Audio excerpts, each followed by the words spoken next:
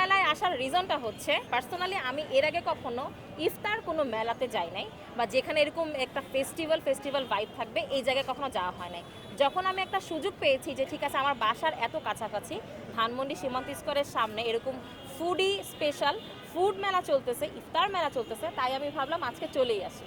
আমি ইফতারে এবং পার্সোনালি সবসময়ের জন্য একটু ফ্রুটস জাতীয় বা একটু হালকা টাইপের যে খাবারগুলো, বা যে খাবারগুলো খেলে ভিতর থেকে ধাক্কা ঠেলা দিবে না, এই টাইপের খাবার অলওয়েজই খেতে পছন্দ করি। আর রমজান উপলক্ষে বা ইফতার উপলক্ষে ড্রিঙ্কস টাইপের খাবার আমার পার্সোনালি অনেক বেশি পছন্দ। আমি খেতে অনেক পছন্দ করি। আমি যে কোনো জিনিস মানে খুব মজা করে রসায় রসায় সময় নিয়ে আস্তে আস্তে করে পুরাটা শেষ করে খেতে খুব পছন্দ করি। এখন কেউ আমাকে বলে আমি অনেক বেশি খাই, কেউ বলে আমি অনেক কম খাই, কেউ বলে আমি অনেক বেশি খাদক, অনেক বেশি পেটুক। এক একজন এক এক রকম বলে, যে যাই বলে আমি ওইটাই এনজয় করি। আর ফ্রি খাওয়ার যে ব্যাপারটা, যদি কি বলবো ওটাকে, কোনো রকম প্রমোশনের পারপাসে কোনো রেস্টুরেন্টে যেয়ে আমরা খাবার খাই, সেটাকে যদি আপনারা ফ্রি খাবার বলেন, তাহলে আপনারা যে মানে অফিস আদালতে যে চাকরি করার সময় যে চা খান, বিস্কিট খান, সেটাও ফ্রি।